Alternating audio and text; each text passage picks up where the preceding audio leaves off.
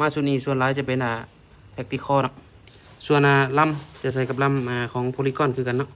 ส่วนตัวนี้จะเป็นชุดอัปเกรดนะชุดอัปเกรดสปริงอัปเกรดคอนอัปเกรดดอกวาล์วเนาะดอกวาล์วจะเป็นดอกวาล์วสีน้ำตาลเรียบร้อยเนาะเปลี่ยนสบายดีเนาะสบายดีไอ้น้องไซลาเขาเนาะช่วงนี้เขาบ่ได้ออกลาเนาะหรือว่าฤดูฝนเครื่องขาดไปหลายเมื่อนี้เขาหาก็ได้เครื่องเข้ามาใหม่เนาะสิมารีวิวให้ลูกค้าเบิ่งมาส่วนนี้ส่วนหลายจะเป็นแท็กติคอเนาะหรือว่าบางคนว่าตักติโกเนาะแล้วก็ได้ตัวสุดฟักตอร์ตัวหนึ่งเนาะหรือว่าแฟกเตอร์ได้มาสุดหนึ่งส่วนมาสุดนี้จะได้เป็นลำของโพลีกอนเนาะลำของโพลีกอนลาย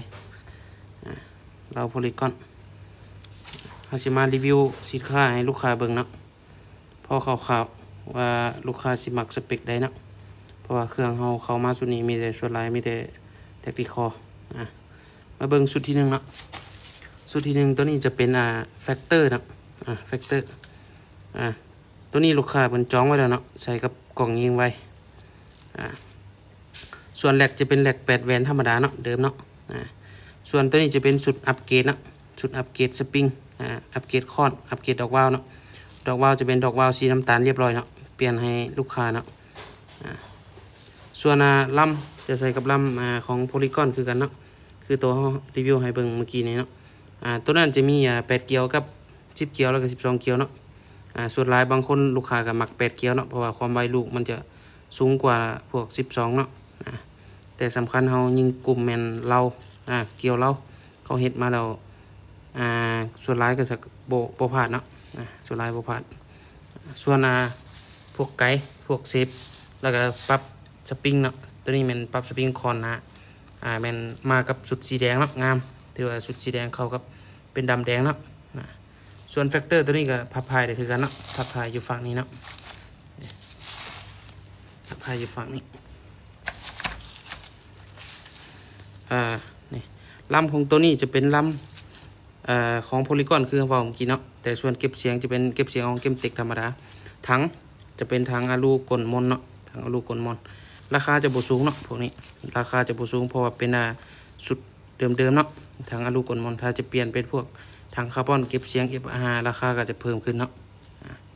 ตัวนี้มันเฉพาะสุดที่1เนาะเราจะมาเบิ่งสุดที่2นำกันเนาะตัวนี้จะเป็นสุดที่2ของแท็กติคอเนาะหรือว่าแท็กติโกตัวนี้ลูกค้าเพิ่นขอเปลี่ยนเป็นท้ายสีแดงเนาะท้ายต่อพายพับตัวนี้เปลี่ยนเป็นสีแดงตัวนี้พับออกเขาปรับระดับเลยเนาะส่วนตัวกิบมือจะเป็นกิบมือแต่งเนาะตัวนี้จะเป็นยางเกรด A นะยางเกรด A ส่วนแท็กติคอสุดนี้ถือว่างานละเอียดเนาะมาเบิ่งกันๆถือว่างานละเอียดงามหลายงามเนาะส่วน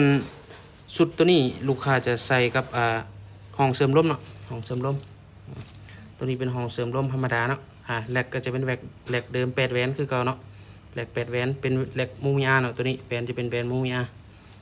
ส่วนทั้งจะเป็นทั้งอลูกลมนธรรมดาเนาะส่วนตัวนี้จะสันเนาะสันลูกค้าเลือกใส่เรา40เซนเนาะตัวนี้เรา40เซนกล่องจะเป็นยี่ห้อของลูเกอร์เนาะกล่องลูเกอร์ตัวนี้ปรับลาได้อยู่ข้างหน้านะปรับลาข้างหน้าปรับนอกมีไฟเส้นเล็งเนาะมีไฟเส้นเล็งคือกันตัวนี้จะใส่กับโม่11นัดเนาะโม่11นัดโม่อลู11นัดตัวนี้มันสุดแท็กติคอสุดที่1แล้วพับพายได้คือกันเนาะพับพายได้คือกันที่ฝั่งนี้ตัวนี้พับพายได้คือกันตัวนี้เราจะรีวิวเฉพาะมือใหม่เนาะยังไม่เคยใส่งานอัดลมเนาะ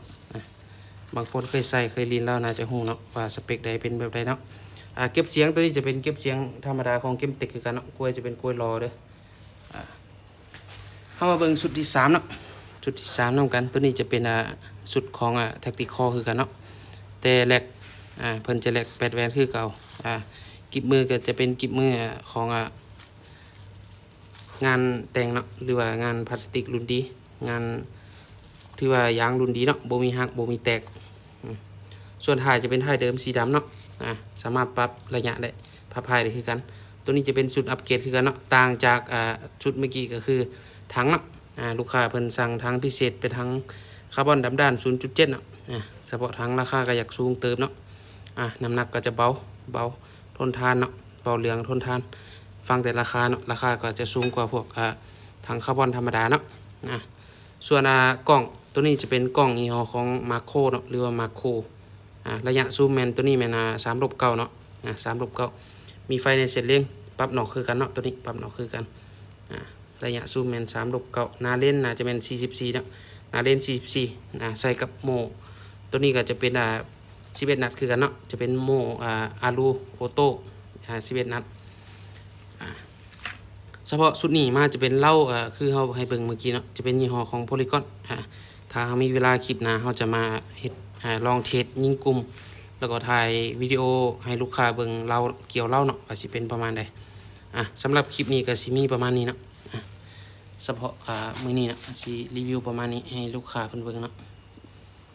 สำหรับลูกค้าผู้ใดสนใจก็สามารถทักเบอร์เขาเนาะเบอร์เฮาแม่นอยู่หน้าโปรไฟล์เนาะ